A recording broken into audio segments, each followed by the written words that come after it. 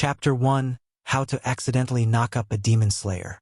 There's a universal law of witchcraft. Never cast while you're mad. I break that law roughly 3 times a week. So when Rowan Cross killed my summoned imp right in front of me, while smiling, I might have lost my temper a little. Picture it. The village square, dusk, crowd gasping as demon guts sizzle on cobblestone. And there he is, Mr. Heroic Demon Slayer, wiping his blade clean like he's posing for a recruitment poster. Show off. You think every problem can be solved by stabbing it? He glanced over, that bored little smirk on his too-perfect mouth. It worked on your demon. That was it. The match to my powder keg. I reached for my wand. Technically an enchanted soup spoon because I'd misplaced my proper wand during brunch, and casted Tripus Emberasicus. Only the spell didn't sound quite right. Maybe because I was furious. Maybe because Salem, my familiar, a black cat, was halfway through yowling at me for bad Latin. Either way, the air cracked like a thunderclap. Runes burst across the square in dizzy circles of light. Rowan froze mid-step as symbols whipped around him, then shot straight back toward me like rubber bands. I shouted something unprintable. Salem dove under a cart. When the smoke cleared, Rowan stood in the center of a glowing ring, blinking. I stood opposite, my spoon smoking. "What did you just do to me?" he said slowly. "Nothing permanent, probably," I said, and even I didn't believe it. He looked down. The runes etched themselves across his chest like ink, then shimmered and vanished under his shirt. The crowd scattered. No one wants to be caught between a witch and a man with a sword, and suddenly it was just the two of us, the air buzzing like an overcharged crystal. Salem slunk out from under the cart. "Congratulations, I smell child support," he purred. "Salem, not now," I snapped. Rowan pressed a hand to his sternum. "Why does it feel like something's crawling under my skin?" Because something was. Threads of my spell, warm, pulsing, alive, were connecting us. I felt it tug at my own chest, a rhythmic pull, like someone had tied a string between us. "Oh gods, that's new," I whispered. Rowan drew his sword, because of course he did. "Undo it." "I'm trying."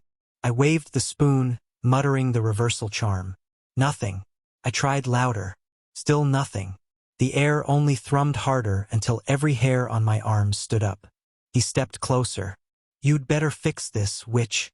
"I would if you'd stop radiating anger like a broken furnace." "I'm radiating? You're the one sparkling." "Excuse me. Witches glimmer, we don't sparkle." Salem sighed. "You two sound married already." Rowan moved nearer, heat rolling off him.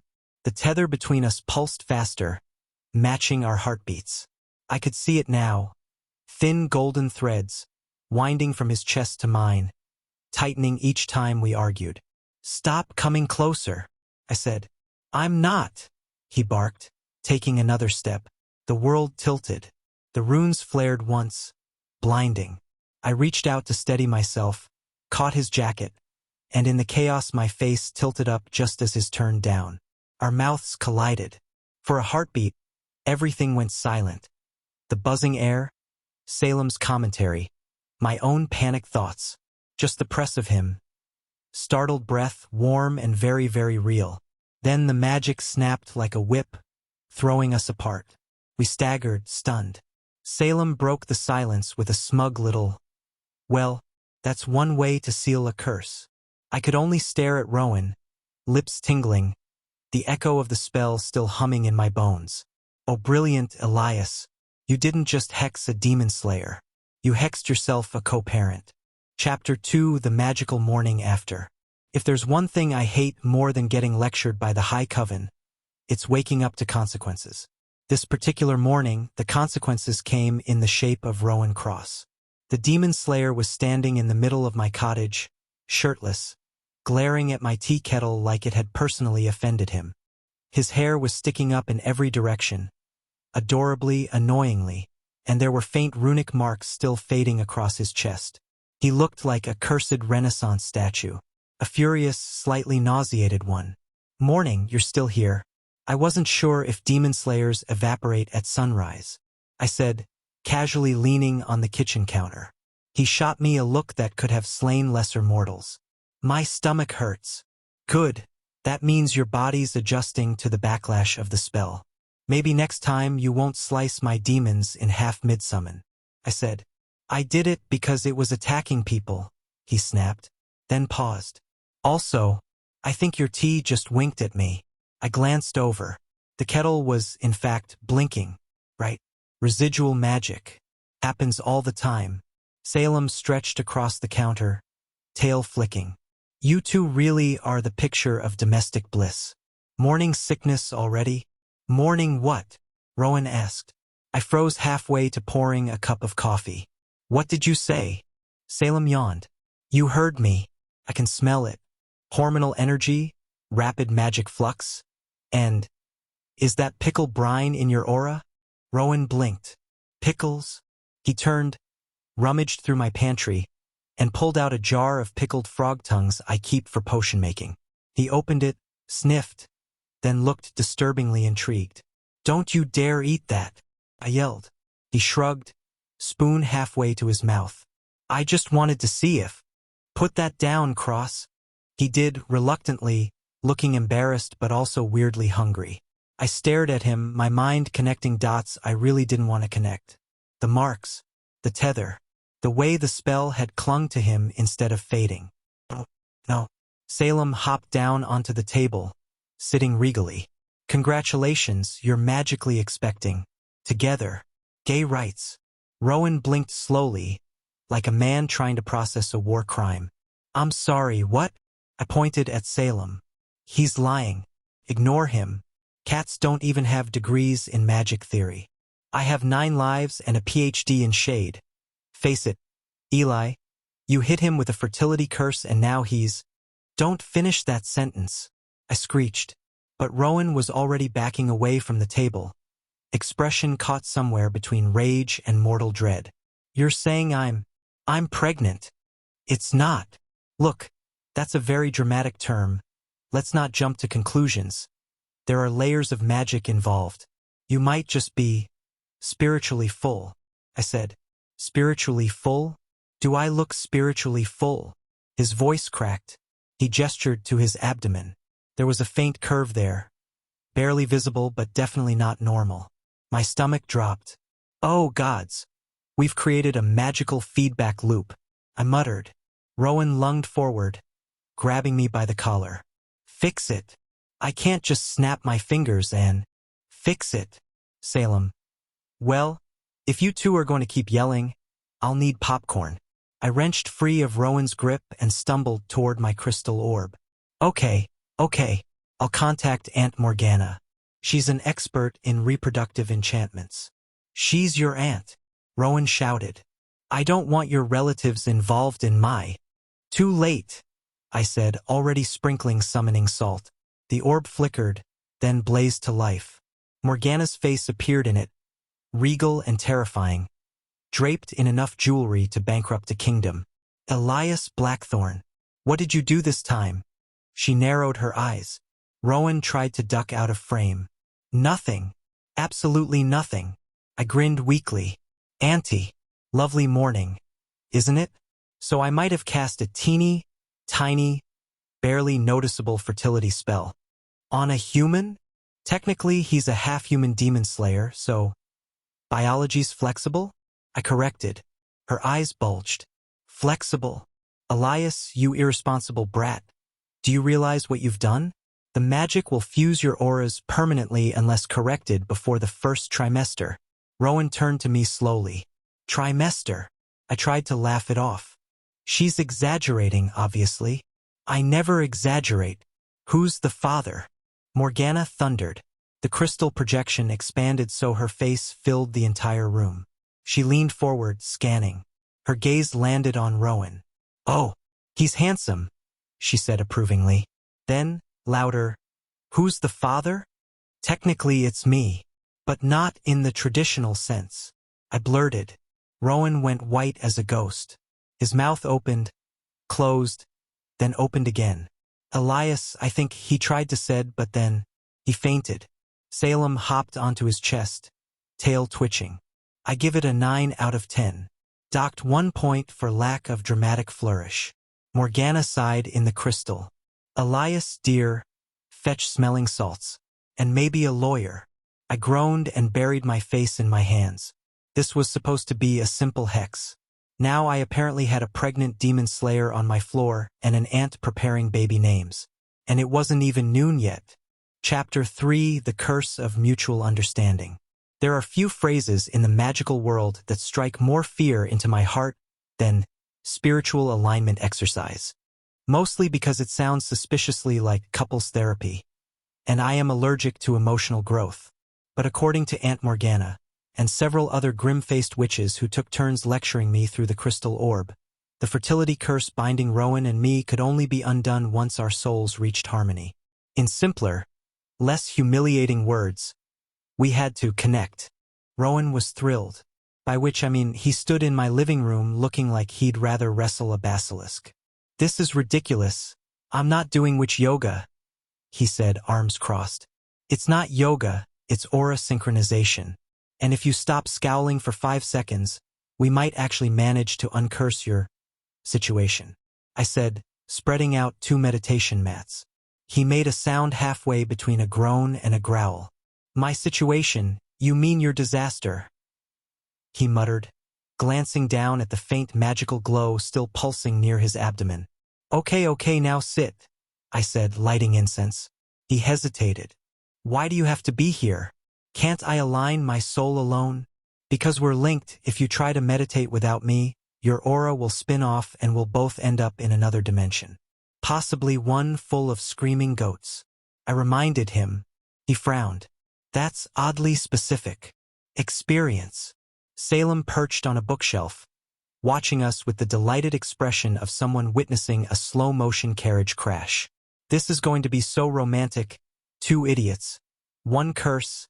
And not a single clue," he purred. "Quiet. Furball, we need silence," I snapped. Rowan reluctantly sat cross-legged across from me, back straight, jaw tight. He looked unfairly good in the morning light, like he'd been carved out of sunlit granite. I tried not to notice. Failed immediately. "Close your eyes," I instructed. He didn't move. "Rowan, we can't align if you're glaring at me," I said. "I'm making sure you don't hex me again. That was one time." He opened his mouth to argue but sighed instead and shut his eyes. I followed suit, inhaling the scent of incense and burnt toast. Salem had been helping with breakfast again.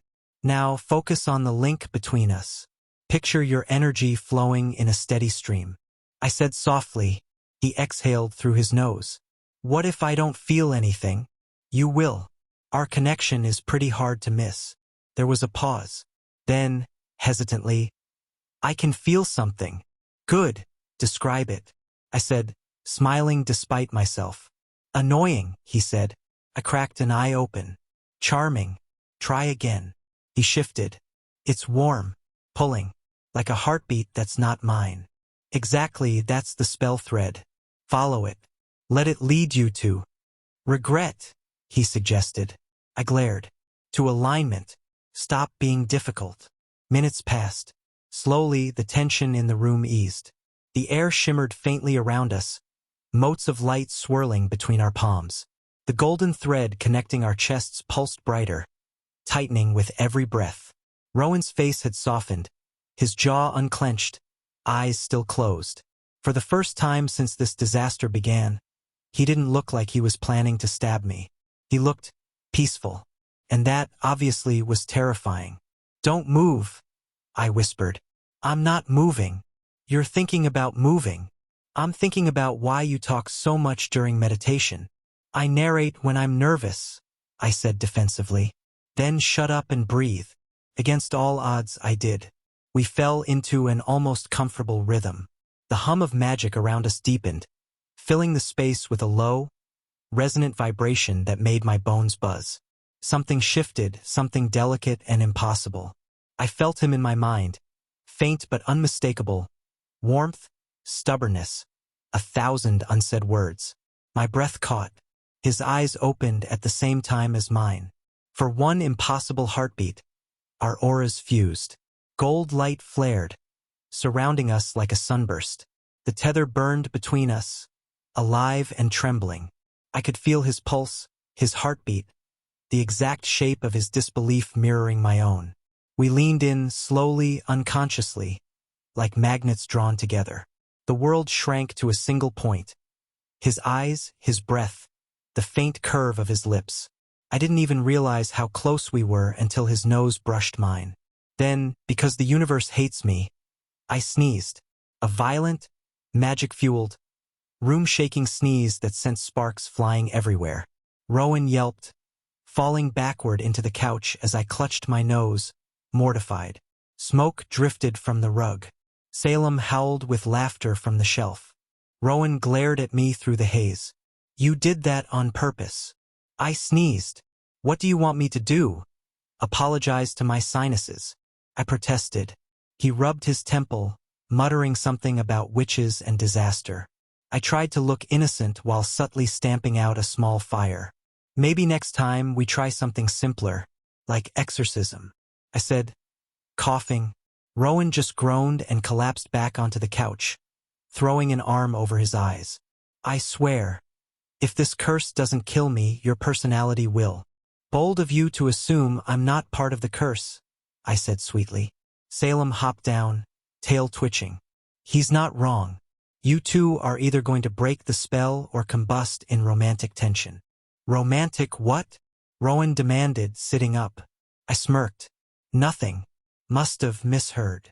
But my pulse was still racing, and my lips still tingled from how close they'd been. If spiritual alignment was supposed to bring us closer, it was working. Unfortunately. Chapter 4, Love Potion Number Nope. If you ever find yourself thinking, surely this situation can't get any worse, you're either an optimist or you haven't met me, because apparently, nothing says responsible magical crisis management like deciding to brew a complex antidote potion after 3 hours of sleep, a sarcastic cat, and a very shirtless demon slayer pacing in my kitchen. Rowan crossed his arms, scowling down at me. You really think mixing colored smoke in a teapot is going to fix whatever this is? It's not colored smoke. It's vaporized ether. And this is the antidote to your magical pregnancy. Probably. I gestured dramatically at the bubbling brew, which immediately hissed purple. He frowned. Define probably. I paused. Optimistically likely? Salem, perched on the windowsill, flicked his tail. Translation. 50-50 chance you end up cured or permanently sparkly. Sparkly? Rowan asked. It's a side effect, but I'm 80% sure that was fixed in the newer recipe. I said quickly. He pinched the bridge of his nose. 80%. Yes, well, perfectionism kills creativity. I added the final ingredient, a drop of phoenix honey.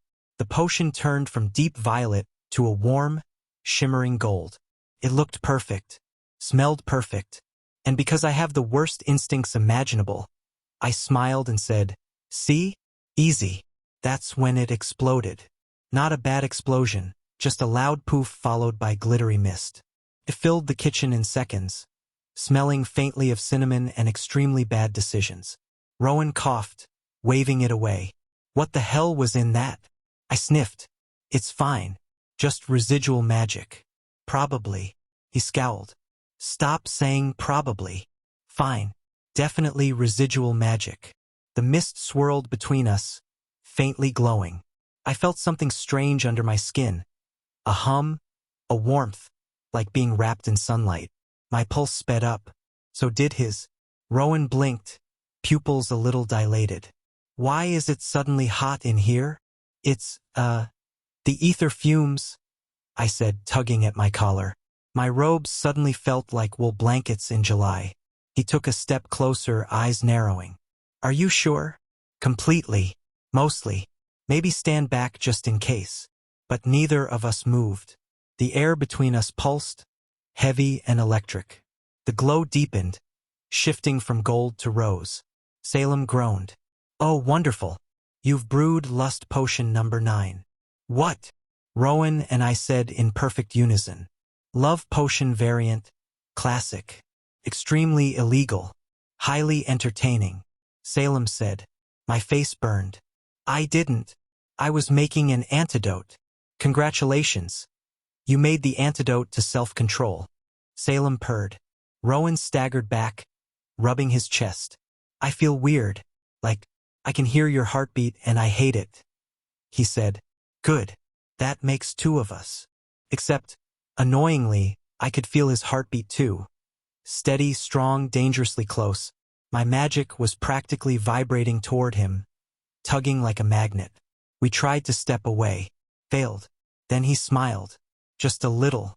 The kind of smile that should be illegal in 6 kingdoms. Why are you smiling? I demanded. No reason, he said, voice lower than usual. Oh no. Nope. No reason means danger. We circled each other like 2 cats trapped in a very awkward thunderstorm. My palms itched. My pulse roared. Are you sweating? He asked. Excuse you. That's magical condensation. It's dripping down your neck. Don't narrate it. I snapped, but it came out breathless. I tugged off my outer robe to cool down, then realized he was doing the same. Then the shirt went next. And his shirt. And suddenly, Salem's voice cut through the haze. Oh, you're both allergic to shirts now. Fantastic. We froze. I stared at Rowan. Rowan stared back. This is not, I started. Happening, he finished. But our auras didn't agree. The air shimmered with pink light. My fingers sparked. His chest glowed faintly gold. And before either of us could stop it, the pull between us tightened. He took 1 step forward. I took 1 back. And somehow we met in the middle. Don't, I warned. I'm not doing anything. You're thinking about doing something. Then stop looking at me like that. I'm looking at you like a normal person. You're looking at me like I'm dessert. I skipped breakfast. We both leaned forward at the same time, like idiots magnetized by mutual bad choices. The space between us shrank to a breath, his lips just inches away. Then I remembered the glitter, the smell of cinnamon, and the fact that if we actually kissed, I might end up in magical jail for ethical potion misconduct. Wait, I yelled, and dumped an entire bucket of cold water on both of us. It hit with a dramatic splash. Rowan sputtered, hair plastered to his face, glaring daggers. I stood dripping, holding the bucket like a guilty toddler. The room went quiet except for Salem, who sighed happily. 10 out of 10, tragic, wet, and emotionally repressed, he said. Rowan shoved wet hair from his eyes. You're insane. Correction, I'm responsibly insane, I said, tossing the bucket aside. He growled something under his breath that sounded suspiciously like a curse word involving cauldrons. I smirked. Well, look on the bright side. There's a bright side? We didn't kiss. Barely, he muttered. Exactly, progress, I said, pretending not to notice how fast my heart was still pounding. Salem hopped onto the counter, flicking water off his fur. If this is progress, I can't wait for regression. I gave him my best death glare. Rowan muttered something about finding a new witch, and my potion cauldron burped up 1 last heart-shaped bubble. I popped it with a finger and sighed. Being me is exhausting. Chapter 5, The Baby Bump Situation. There are certain phrases a witch never expects to say aloud. For instance, sorry, my accidental pregnancy spell seems to be working. Or, stop glowing, you're attracting moths. Rowan managed both within the same week. It started that morning when I found him staring at himself in the mirror like it had personally betrayed him. He'd lifted his shirt, scowling at the faintly rounded curve of his abdomen. The surface shimmered, barely visible, like sunlight through glass, and I could swear I heard a faint hum. A lullaby. My lullaby. The one I used to sing to animate household brooms. I nearly dropped my tea. Rowan, you're, carrying very well, I said carefully. His head snapped around, eyes narrowing to murder slits. Say that again and I'll hex your teeth into dice. Compliment withdrawn, but you are stable. Glowy, no radiant. No, don't throw the mug, I said quickly. He put it down hard enough to make the counter shudder. This isn't funny, Elias. There's something moving. I blinked. Moving? He looked down, horrified. I think it kicked. Salem, perched on the windowsill, perked up. Oh, adorable. Your little bundle of chaos already hates mornings. Just like its other dad. I'm going to kill that cat, Rowan muttered. You can't, he's legally my familiar. Also, he keeps track of your weird food cravings. I said, I don't have cravings. As if summoned by the gods of irony. His stomach growled loudly enough to rattle a spoon. I raised an eyebrow. He glared. That's normal hunger. For what? He hesitated, then muttered, pickled marshmallows. Salem and I shared a silent, horrified look. Anyway, the magical humming wasn't stopping, and I was 90% sure our neighbors were starting to gossip. So I decided we needed to get out of town for a bit. Rowan objected, naturally, but I reminded him that running from your problems is a legitimate form of problem-solving in my family. So we packed up and left for the countryside to find a secluded inn while I researched a cure. That's when the real humiliation began. The innkeeper took one look at us, disheveled witch, grumpy half-human, faintly pregnant belly, and her eyes lit up with deadly enthusiasm. Oh, aren't you two just darling? Honeymooners? She said. Rowan froze like a deer in magical headlights. We're not. Yes, honeymooners. Freshly cursed? Married. I interrupted, smiling painfully. Her face melted with joy. How sweet. 1 room or 2? Rowan opened his mouth to say 2. I kicked his shin under the counter. 1, we love sharing space. I said quickly. He hissed. We don't love sharing oxygen. Smile. I whispered through my teeth. She's giving us free breakfast. So yes, 1 room, 1 bed, 1 very awkward evening. I built a fortress of pillows between us like a man defending his honor. He lay on the other side, arms crossed, radiating silent fury. This is ridiculous. You could have slept on the floor, he muttered. I'm allergic to poverty, also the floor squeaks. I'm delicate, I said. He rolled his eyes so hard I could practically hear them scrape. I still can't believe you told that woman we're married. Oh, please. You're lucky I didn't tell her we were soulmates, I said, fluffing my pillow. He groaned into the mattress. Silence stretched for a while. Only the faint hum from his belly filled the space, soft and oddly comforting. Against my better judgment, I spoke first. Does it hurt? He hesitated. Not really. It just feels strange. Like it's not just me in there. Technically, it's not, I said before my brain could intervene. Elias. His tone was pure threat. Right, sorry. Science talk over. He sighed, shifting under the blanket. Do you ever shut up? Only when I'm scared or kissing someone. That earned me silence. A long one. Then, unexpectedly, Rowan chuckled. Just once. Low and quiet. It hit me harder than it should have. I turned my head, surprised. Did you just laugh? He didn't look at me, but I saw the faintest smile ghost across his mouth. Don't make it weird. Oh, it's already weird, but it's also nice, I said softly. We lay there, staring at the ceiling, the glow between us pulsing faintly in the dark. The air had changed, softer somehow. The edges of all our sharp words dulled by exhaustion and too much closeness. Elias, he said quietly after a while. Yeah. If this curse doesn't kill me. Yes.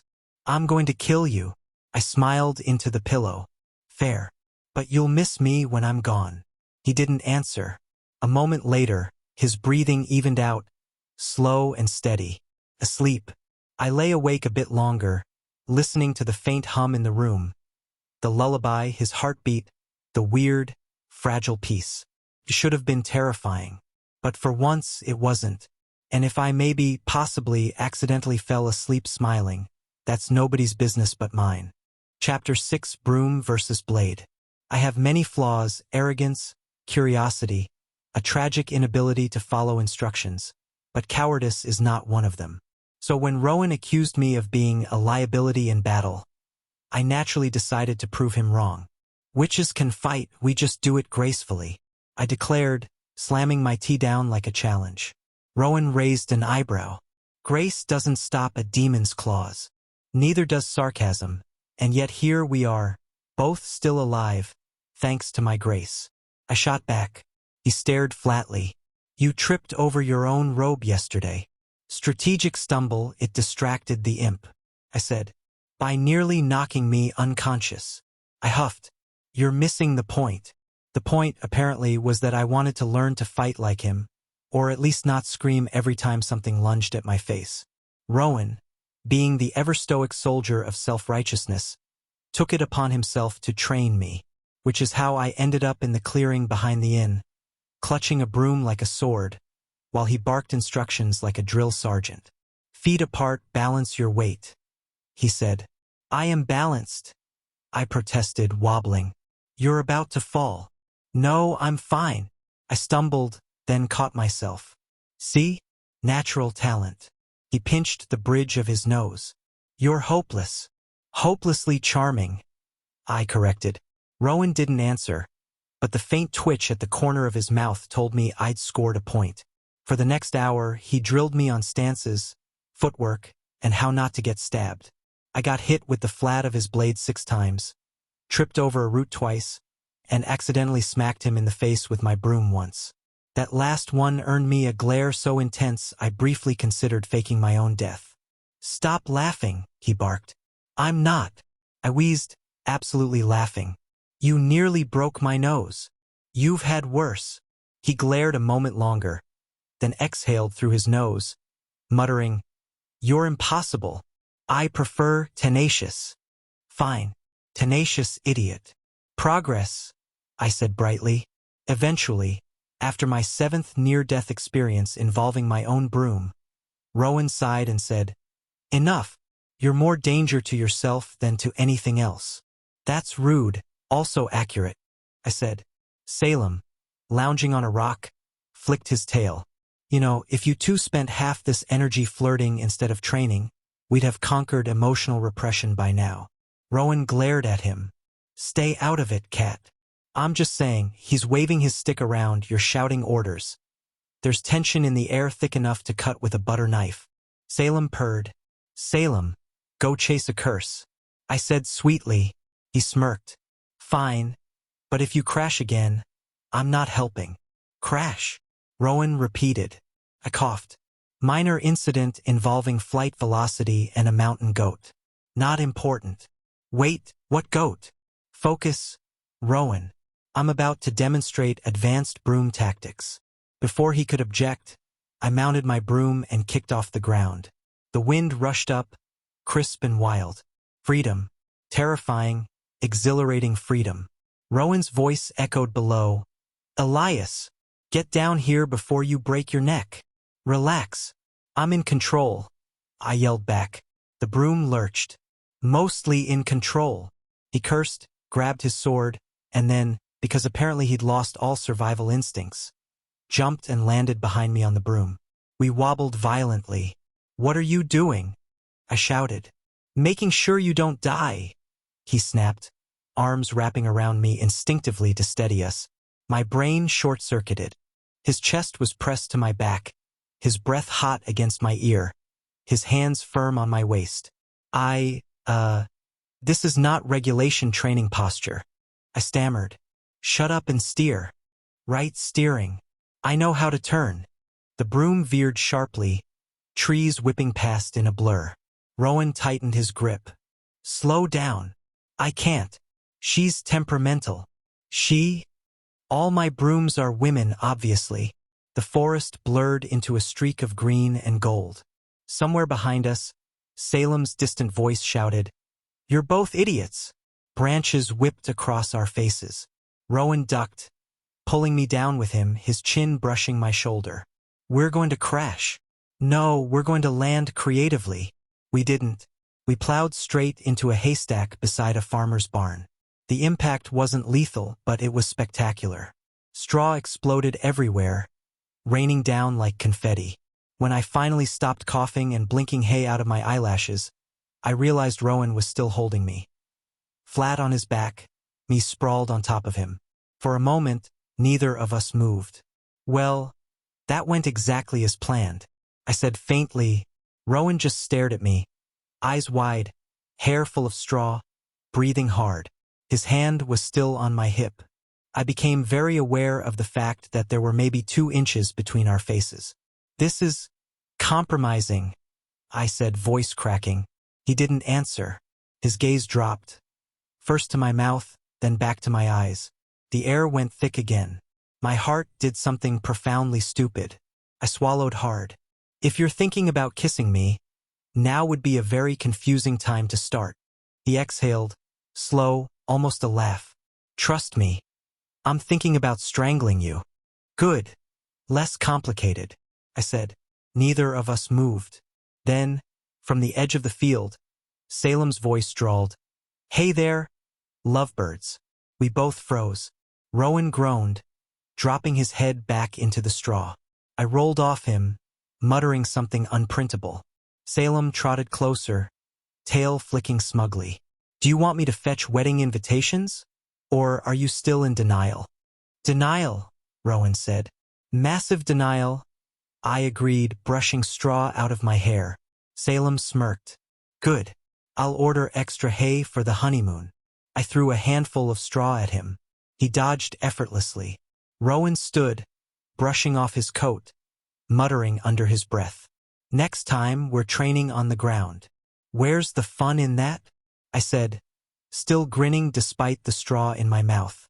He glared, but his ears were pink. "You're impossible." I winked.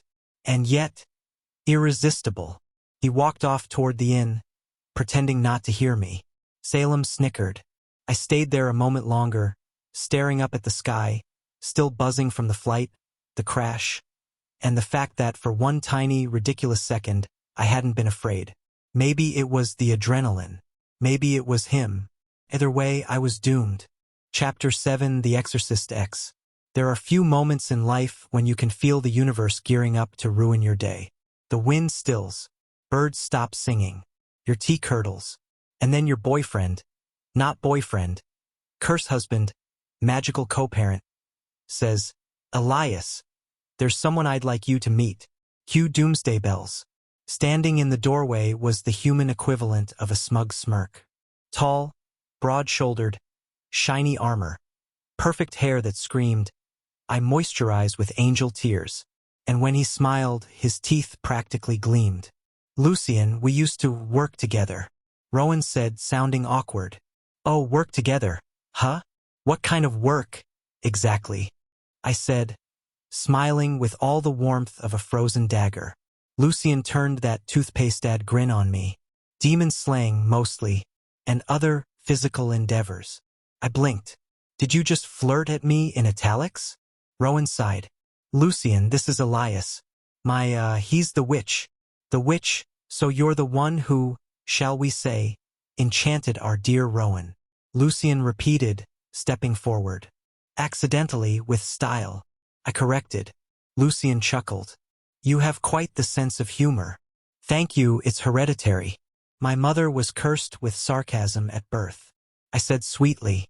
Behind me, Salem whispered from a windowsill, "Oh, claws out already." I ignored him, mostly.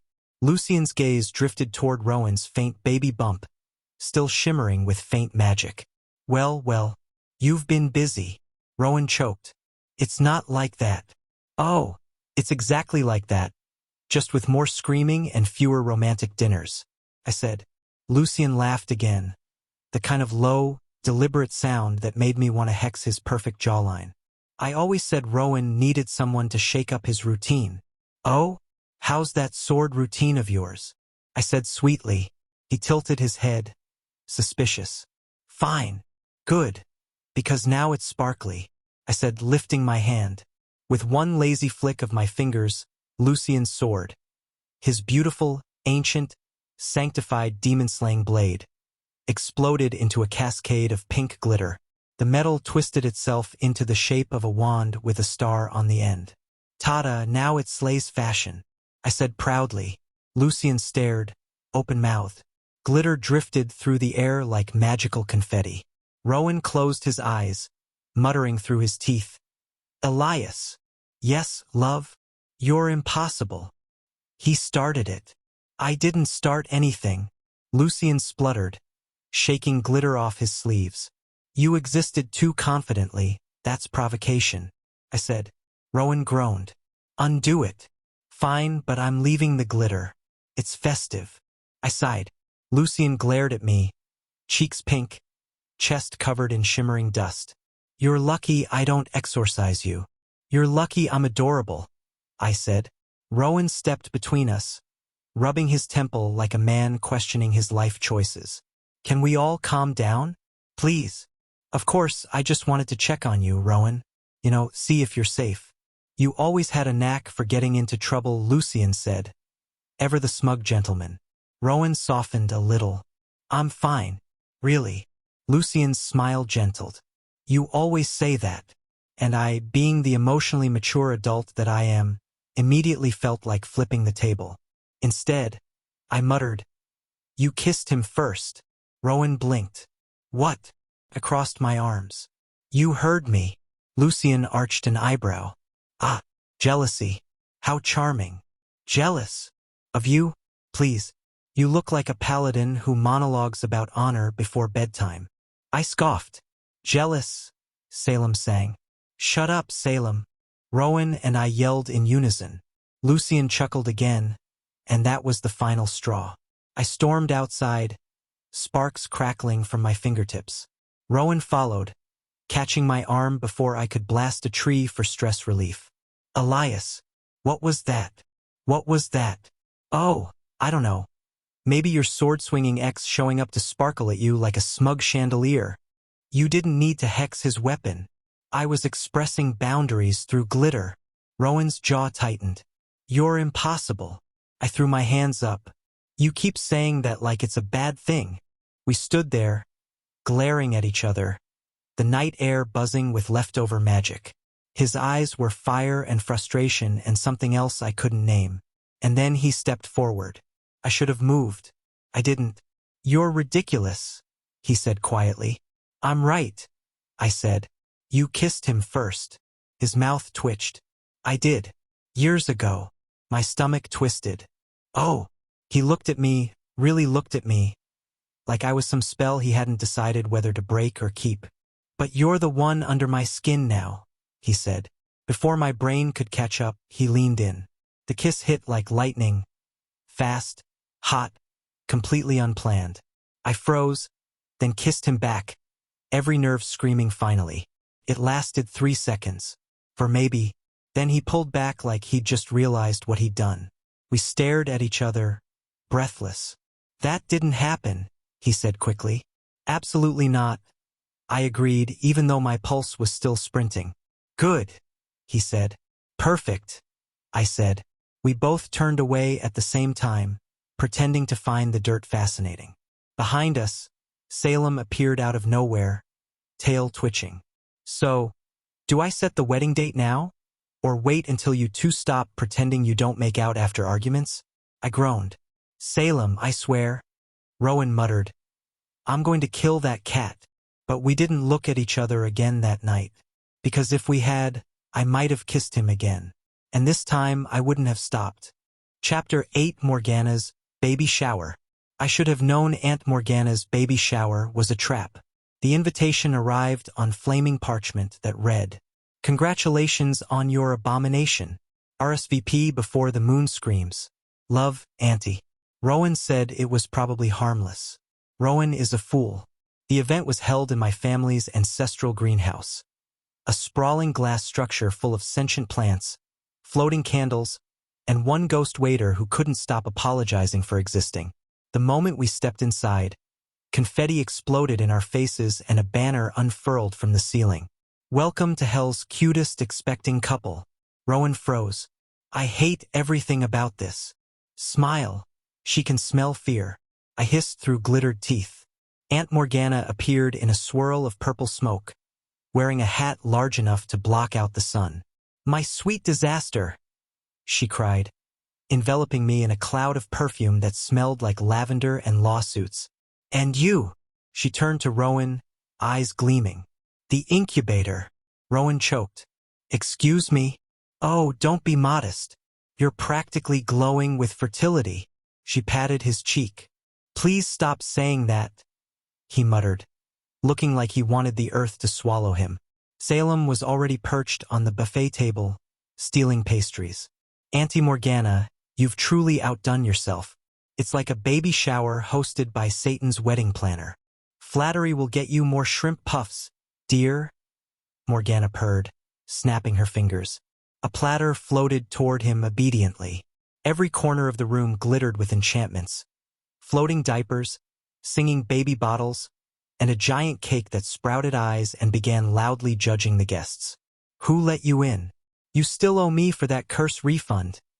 The cake sneered at a warlock in the corner. The warlock turned crimson and vanished in a puff of smoke. I leaned toward Rowan. See? Family-friendly fun. He groaned. I want to die. I tried to help him blend in, but that was difficult when every single person in the room wanted to touch the magical bump glowing faintly under his coat. Is it true he's part demon? One witch whispered. No, darling. Another cooed. Rowan shot me a look that said, you're never living this down. To distract him, I dragged him to the refreshments table. The punch bowl was bubbling ominously, and the cupcakes were pulsing. One of them sneezed. This is safe, right? Rowan asked. Before I could stop him, he bit into a cupcake. It exploded in a puff of glitter and frosting, leaving his face completely white with icing. I snorted so hard I almost inhaled a napkin. Not a word, he warned, wiping his cheek. Oh, I wouldn't dream of it, I said, failing miserably to hide my grin. Morgana appeared again, champagne in hand. So, tell Auntie everything. How's the curse baby doing? Any cravings? Sudden bursts of uncontrollable affection. Rowan muttered something about relocating to a desert. I tried to laugh it off, but suddenly, I couldn't. The laughter caught in my throat, tangled with something tight and ugly. I don't know if I can do this, I blurted. Rowan turned, startled. Do what? All of it, this curse, the baby, the whole chaos. I mean, look at us. I can't even bake bread without summoning a banshee. And now I'm responsible for an actual life. Morgana had wandered off to hex the cake, leaving us mercifully alone in the corner. Rowan studied me for a long moment, his expression softer than I'd ever seen it. Elias, you think I'm not scared too? He said finally, voice low. I blinked. You? The fearless demon slayer. He shrugged. Fearless, sure. Until this, I fought monsters. This is different. But you're not alone in it. Neither of us is. His hand brushed his stomach lightly. Rowan, you're being dangerously supportive right now. I said quietly, don't tell anyone. It'll ruin my reputation. And to make you remember, I'm the one who's pregnant here, not you. Dummy, he said. I laughed, but it came out shaky. He smiled back, small but real. And then the cake exploded. Frosting rained down in every direction, coating everyone in sticky chaos. Guests screamed. Morgana cheered. Salem yelled, incoming sugar apocalypse. And right there, in the middle of the frosting storm, Rowan reached for me. He cupped my face with icing-covered hands and kissed me. Soft, sure, utterly unplanned. It wasn't like the others. This one wasn't born from panic or bickering. It was quiet, steady. The world was chaos, and for once I didn't care. When he pulled back, I blinked up at him, dazed and sticky. You taste like vanilla tragedy. He smirked. You're welcome. From somewhere behind us, Salem's voice rang out. Oh, how romantic. Frosting and emotional growth. Truly, we've hit rock bottom. Morgana clapped her hands. Kiss again. Auntie needs pictures for the Coven newsletter. Rowan groaned.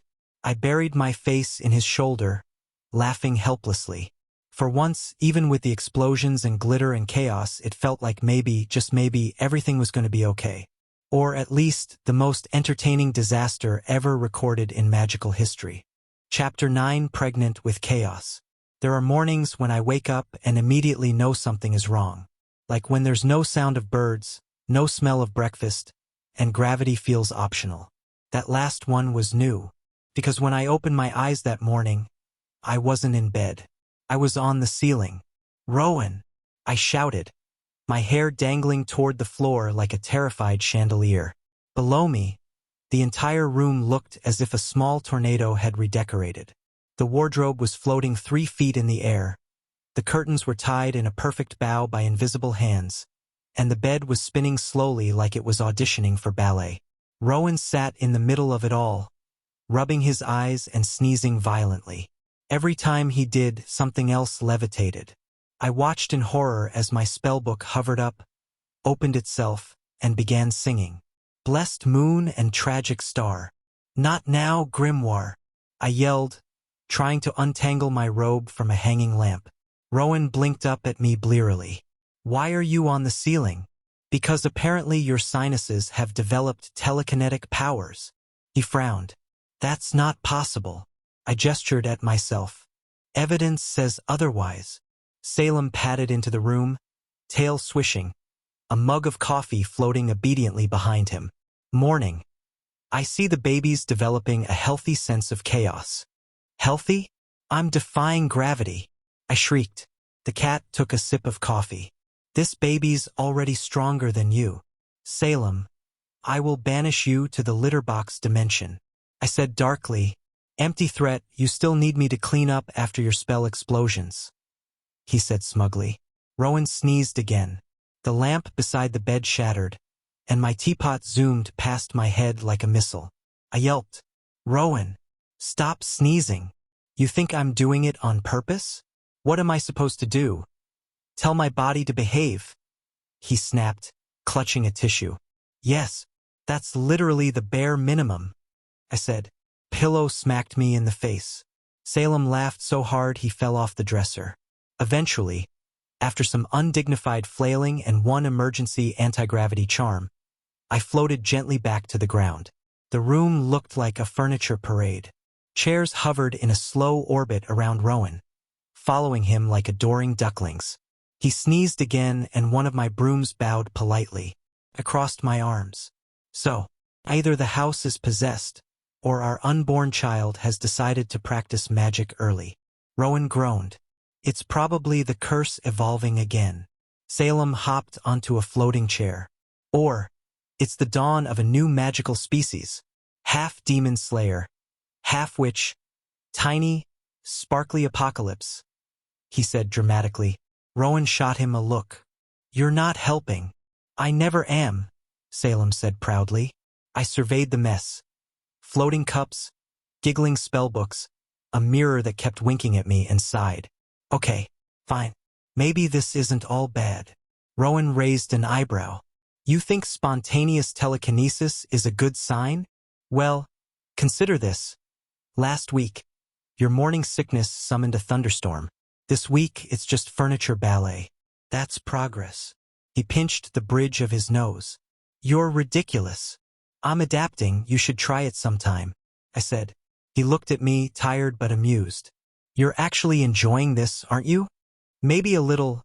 It's not every day I get to say I fathered a magical phenomenon. I admitted. He gave a soft snort of laughter despite himself. You're impossible.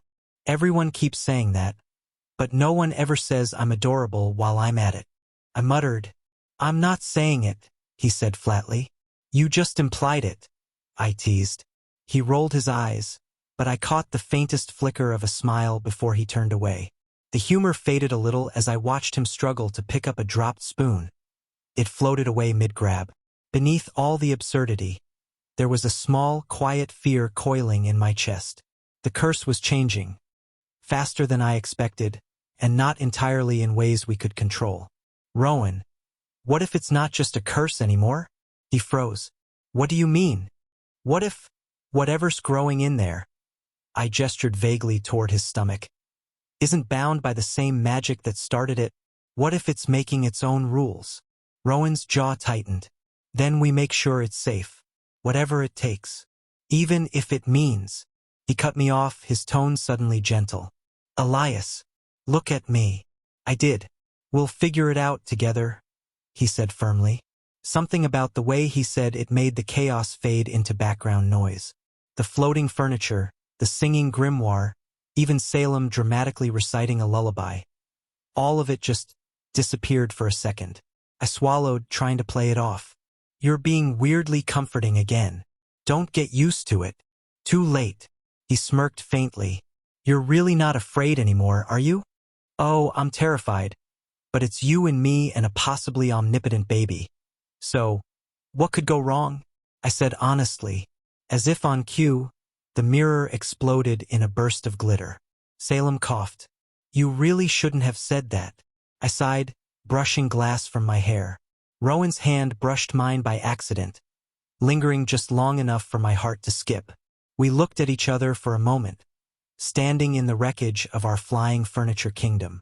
Elias, whatever happens next, I know we'll handle it. I interrupted softly, and for once I actually believed it, even if I woke up tomorrow glued to the ceiling again. Chapter 10, Kiss and Curse. I've always believed alcohol and magic should never mix. Mostly because of the last time I tried to magically carbonate wine and accidentally created an airborne sentient Merlot. It tried to unionize. So when Rowan suggested we stop at a tavern for just one drink, I should have known better. The Rusty Cauldron wasn't exactly a high-class establishment. It smelled like ale, regret, and faint traces of bat guano. But after a week of dealing with telekinetic furniture and possessed spoons, even I needed a break. We slipped into a booth while Salem, ever the opportunist, jumped onto the bar to flirt with the bartender. I'll have your strongest drink, Rowan told the innkeeper. The man grinned, revealing at least 3 teeth. You sure, lad? It's got a bit of a magical kick. Perfect, Rowan said flatly. I frowned. Define magical kick. Last time I had that, I started speaking fluent frog. But it was too late. The drinks arrived, bubbling ominously. The smell was like cinnamon, starlight, and a bad decision. Cheers, Rowan said. Cheers, I echoed nervously. We clinked mugs. The liquid shimmered blue, then pink, then suspiciously chartreuse. I took a cautious sip. It burned, then tingled, then made my tongue feel like it was trying to do cartwheels. Okay, I can't feel my eyebrows. Is that normal? I said, blinking. Rowan opened his mouth to answer, then paused, frowning. Something feels weird. Oh gods, not again. What did you order? I groaned. Before he could answer, Salem bounded over with a drink umbrella stuck behind his ear. Hey, lovebirds. Guess what the bartender told me this is called? I groaned. Please don't say. The Truth Serum Special. I spat my drink halfway across the table. You what? Rowan choked on his sip, eyes wide. You mean? Yup. 1 sip and poof. No secrets left. Salem grinned. My heart dropped into my boots. Oh no. Oh yes, Salem purred. Rowan turned to me slowly. Elias, what exactly are you hiding? Nothing, absolutely nothing. I am a picture of honesty and restraint.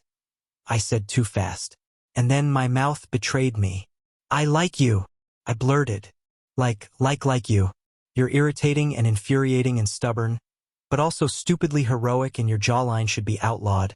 And I think about you way too often, especially when you're wearing that stupid coat that makes you look like a cursed prince. And, oh gods, why can't I stop talking? The tavern went dead silent. Every head turned.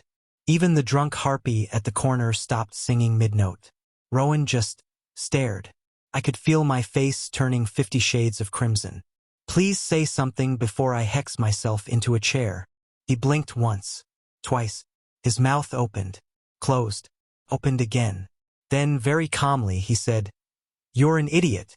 I winced. Yes, but a truthful idiot.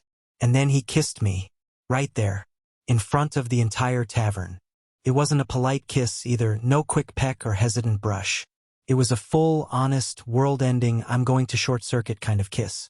My brain stopped existing somewhere around second number 2. When he finally pulled back, I blinked up at him, dazed and breathless. You kissed me. He smirked faintly. You wouldn't shut up. The entire tavern erupted. Cheers, whistles, clinking mugs. Someone threw confetti.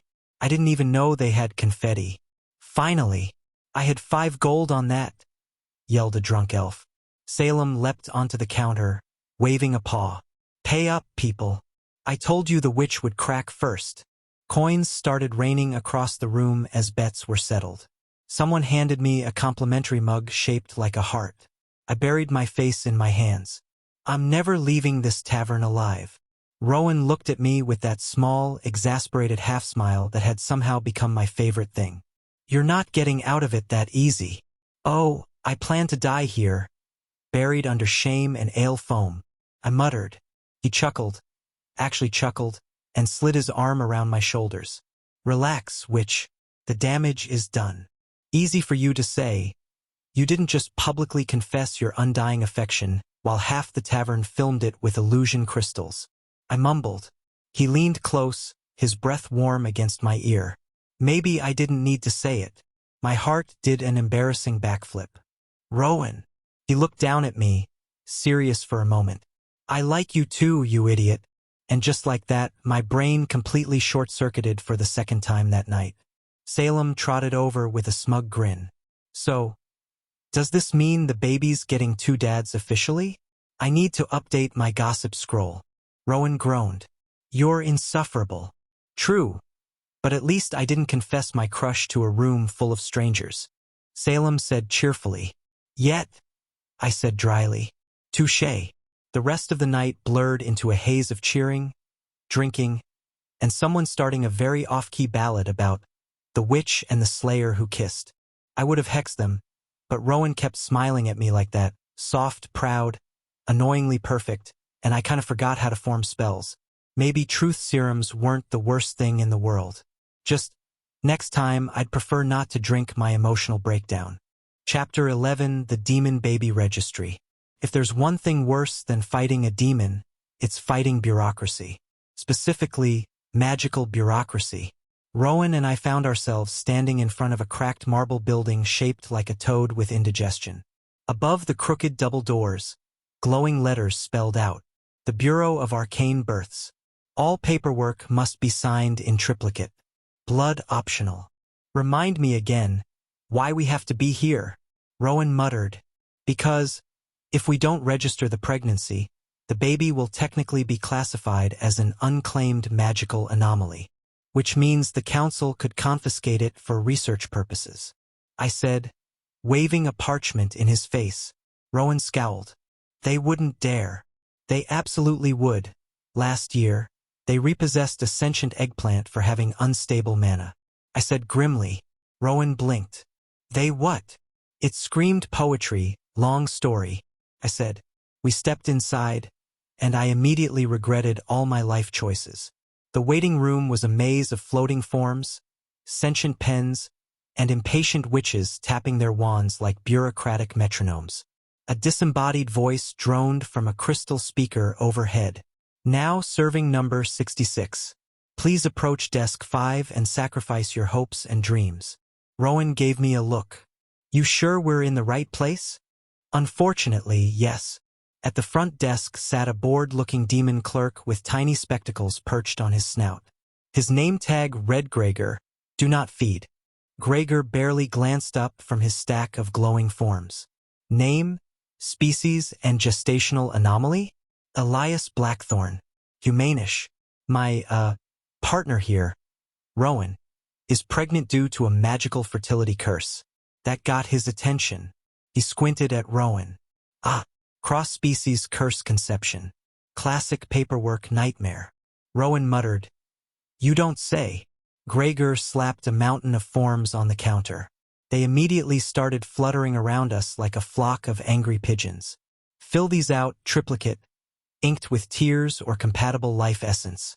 If you bleed on them, use the blue section, not the red. The red's for hauntings, he said. I sighed. Fine. Give me a quill. The quill bit me. Ow! Gregor looked unimpressed. That's how it calibrates. Rowan was trying very hard not to laugh. I could see it. The twitch in his mouth, the faint glimmer in his eyes. Do not laugh at me right now. I warned. He grinned. I'm not laughing. You are laughing, I said. I'm not, he said, absolutely laughing. I huffed, stabbing my cursed quill into the form. If this ink eats through my soul, I'm haunting you forever. From behind the counter, Gregor muttered. Too late. You already signed page 2. We filled out approximately 672 questions. Magical lineage, curse classification, hex exposure history, potential apocalyptic outcomes, check all that apply. And a box that simply asked, do you regret your choices? Yes, I said immediately. Rowan smirked. All of them. Especially you, I said. His grin widened. Flattered. By the time we got to the last form, my hand was cramping and my patience was bleeding out.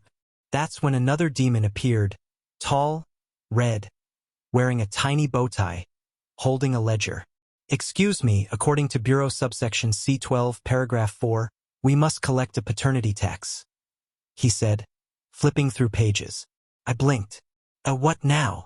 Paternity tax, a small emotional surcharge for every magically conceived offspring. He repeated. Rowan groaned. And what's the rate? The demon smiled. 1 soul or 3 hugs. I stared at him. 3 what? Hugs. We recently updated the policy for accessibility reasons, he said cheerfully. Rowan snorted. You're kidding. The demon tapped his ledger. Regulations are regulations.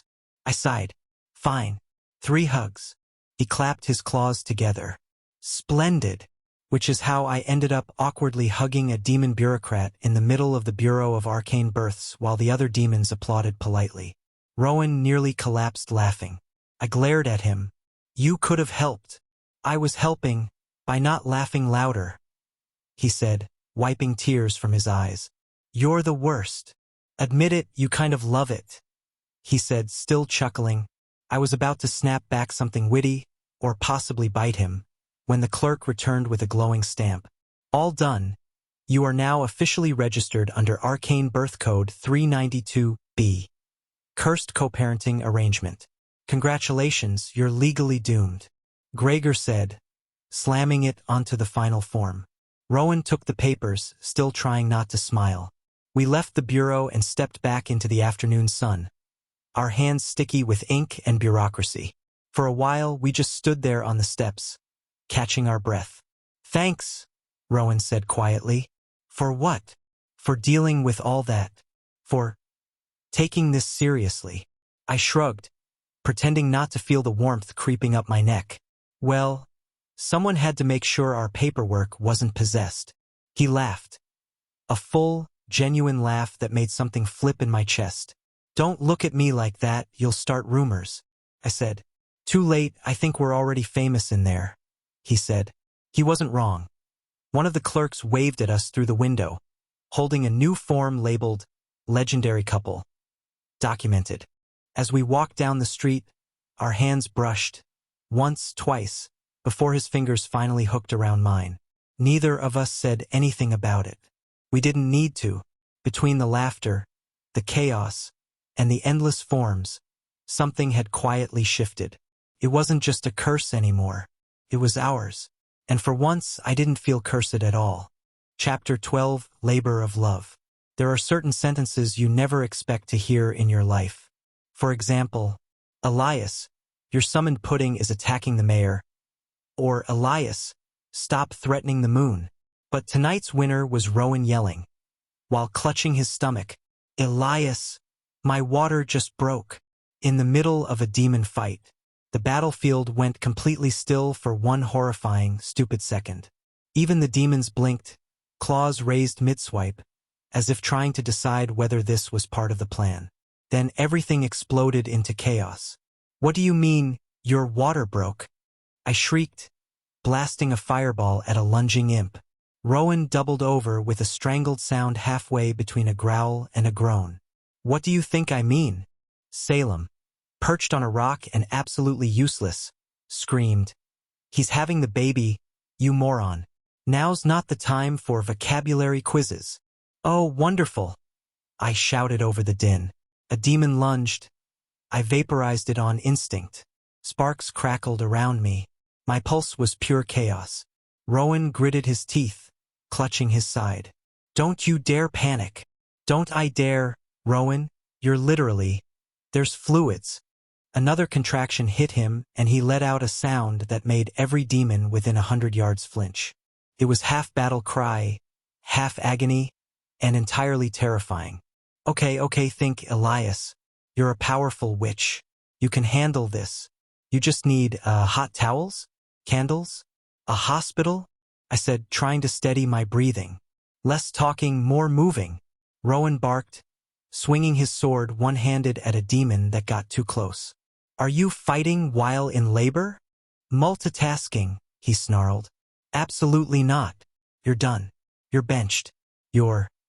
I threw out my arms, casting a barrier that flung the nearest demons backward. He doubled over again with a grunt, eyes squeezing shut. Elias! Panic snapped me into motion. Without thinking, I scooped him up full bridal style because apparently my instincts are dramatic under stress. Put me down, he hissed, struggling. Absolutely not. You're leaking and glowing, and I'm emotionally fragile right now. I yelled, ducking a thrown fireball. Salem, darting between falling rocks, yelled, Left, left, no, the other left, idiot. I don't know which left is which when you're upside down, Salem. I screamed, narrowly dodging a demon's tail swipe. Rowan groaned against my shoulder, half laughing, half crying. You're impossible. Stop flirting with me while you're in labor. I'm not flirting. Then stop sounding so attractive when you're yelling. A blast of energy hit the ground behind us, sending dirt flying. I tightened my grip and sprinted through the forest path, Rowan's weight solid and warm against me, his hand clutching my shirt as if the world might collapse. Which, to be fair, it kind of was. We burst through a clearing just as another contraction hit him. His nails dug into my shoulder, and his breath came out ragged. Okay, deep breaths. You're doing great. You're terrifying, but great, I said quickly. Elias, if you tell me to breathe one more time, I'll hex your lungs. Fair. That's totally fair, I said. Behind us, Salem was shouting coordinates like an over-caffeinated GPS. Take the river path. No, not that way. The other way, where the air smells like despair and bad decisions. That's everywhere, Salem. Rowan's voice cracked as another contraction hit. Elias, seriously? It's coming. Nope, I said loudly, as if denying it would make it less true. Nope, not happening. Not here, not now, not during a demon ambush. But the universe doesn't care about my comfort. We reached an abandoned chapel on the hilltop, the roof half-caved, moonlight spilling through. I set Rowan down gently on a makeshift bed of cloaks while throwing up a protective ward around us. The air buzzed with magic and tension, and the faint sound of demons screeching outside the barrier. Okay, we're safe. Probably. Mostly. I just need to, remember the emergency birthing spell, I said, hands trembling. Rowan grabbed my robe, panting. You don't know one? I skipped that elective, he groaned. Of course you did. Salem trotted up, tail puffed. Relax, drama queens. I'll guide you through it. Seen 100 magical births. None quite this stupid, but still. Comforting, I muttered, fumbling through my spellbook. Rowan squeezed my hand, eyes blazing even through the pain. Elias, look at me. I'm trying not to look at the blood. Look at me, he repeated. I did, and somehow, despite everything, the chaos, the fear, the screaming demons outside, he smiled. Just a little. You've got this, we've got this, he said hoarsely. My heart did something ridiculous and sentimental. Rowan, if you die, I'm resurrecting you just to yell at you. I whispered. He actually laughed, breathless, shaky. Real. You do it too. Obviously, it's our love language, I said. Then the barrier flared bright as a demon slammed against it. I flicked my wrist, blasting it to ash, never letting go of Rowan's hand. Okay, let's deliver a baby and not die, I said, voice shaking. Good plan, he gritted out. Outside, the forest howled with chaos. Inside, time slowed. The air thrummed, the wards shimmered, and Rowan screamed through one final surge of magic that lit up the whole damn sky. Every candle, every rune, Every ounce of me poured into the spell as light burst outward, white-hot and wild, silencing the demons and shaking the ground. Then quiet, just Rowan's ragged breathing, my heart hammering, and, faintly, impossibly, a soft cry. I stared, breathless. Is that? Salem, blinking through the smoke, nodded. Congratulations, Dads. It's a magical disaster. Rowan laughed weakly, tears streaming down his cheeks. I held him close, trembling, exhausted, overwhelmed. Somewhere behind us, the demons scattered back into the night, terrified by whatever new power had just been born. I looked down at Rowan, at our tiny, impossible miracle. See? Told you we'd survive this. I whispered. He smiled faintly. Never doubted you. Liar, I said, kissing his forehead. Yeah, but it sounded nice, he murmured, eyes fluttering shut. And for once, chaos and all, it actually was. Chapter 13, Wedding Bells and Witchy Diapers. If someone had told me a year ago that I'd be standing in the middle of a forest, wearing enchanted robes, holding a bouquet that occasionally sneezed glitter, waiting to marry the demon slayer I accidentally impregnated, I'd have hexed them for lying. Yet here I was. The air was heavy with the smell of pine, candle smoke, and mild panic. Fairy lights floated between the trees, flickering in soft golds and greens.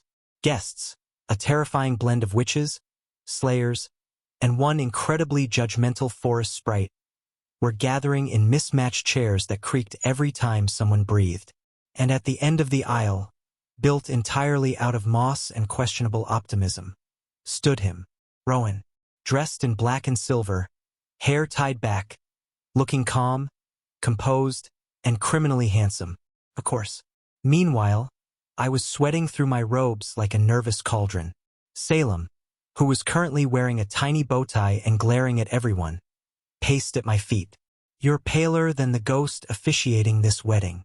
I'm fine, I lied, adjusting my sleeves for the 6th time.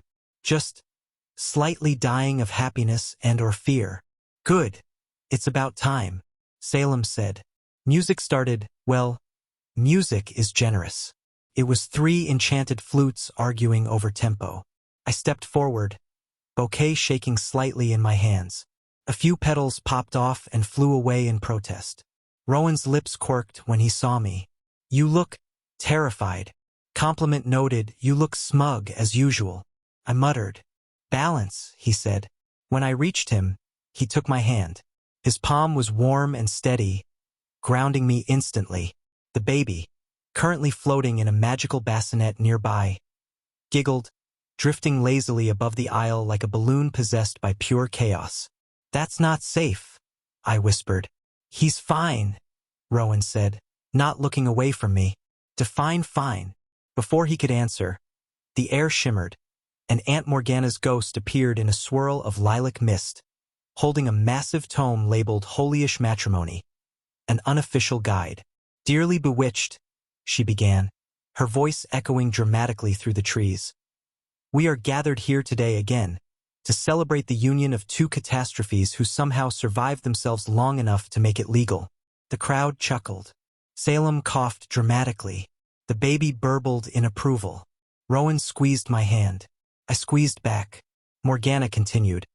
When I first met Elias, I thought, what a disgrace to the family. When I first saw Rowan, I thought, at least this one bathes. Together, they proved that love truly is blind, and occasionally stupid. She's doing great, I whispered. Remarkably accurate, Rowan murmured. Now, Morgana said, flipping through her book. Before I lose patience and smite someone, let's exchange vows. Rowan turned to me first, eyes serious now, steady, open. Elias, he said quietly, you've ruined my life in the best possible way. You've cursed me, annoyed me, challenged me, and somehow made me happy. I didn't know I could have this. You. So yes, I do. To everything. There it was again. That stupid, warm feeling that made my eyes sting. I swallowed hard. Rowan, I said, you were supposed to be a passing hex, and now you're the best spell I ever cast. Your chaos, patience, and shirtless heroics wrapped in one infuriatingly perfect man. So yeah, I do too. Even when you leave weapons in the sink. He grinned. You said that out loud. I meant it. Morgana dabbed at her ghostly eyes. Tragic, romantic, revoltingly sweet. I hate it. She cleared her throat. By the powers vested in me and gossip, I now pronounce you husband and husband. Salem leapt onto a stump, holding up 2 rings with a proud flick of his tail. Finally, you two have been emotionally married for months. Rowan took 1 ring and slid it onto my finger. The band hummed faintly with enchantment, protection, luck, love, and maybe mild pest control. I slipped the other onto his. No takebacks, I whispered. He smiled, soft, dangerous, heart-stopping. Wouldn't dream of it. Morgana raised her hands dramatically. Now kiss him before I lose interest. Rowan didn't wait. He pulled me in by the waist, kissing me deep, slow, and unapologetically in front of everyone. Magic burst around us. Actual, literal fireworks of color exploding from the bouquet still in my trembling hand. The bouquet shrieked, "I regret nothing," and detonated into petals. The crowd erupted in applause. Someone, probably Lucian, whistled. The baby squealed with delight, spinning upside down in the air. Salem rolled his eyes. Fantastic. Now you're all covered in floral shrapnel. Rowan pulled back just enough to murmur against my lips. We should have done this sooner. I grinned. We were busy saving the world and changing diapers. Fair point. Morgana snapped her fingers, and an archway of brooms rose overhead, their bristles glittering. Broom arch, she cried. A sacred witch tradition. Don't ruin it. We walked beneath it, hand in hand, as enchanted petals drifted around us. Salem strutted behind, tail high, carrying the baby in his mouth by the blanket. I'm the ring bearer and babysitter? I need a raise. At the edge of the forest, I turned to look back. The crowd, the glowing arch, Morgana sniffling dramatically in midair. Rowan squeezed my hand again, and I swear my heart nearly melted. So, husband, I said softly. He smirked, eyes glinting with mischief. Next time you slay a demon slayer. Yes, wear protection. I laughed so hard I nearly tripped over my robes. Salem cackled. The baby hiccuped sparkles.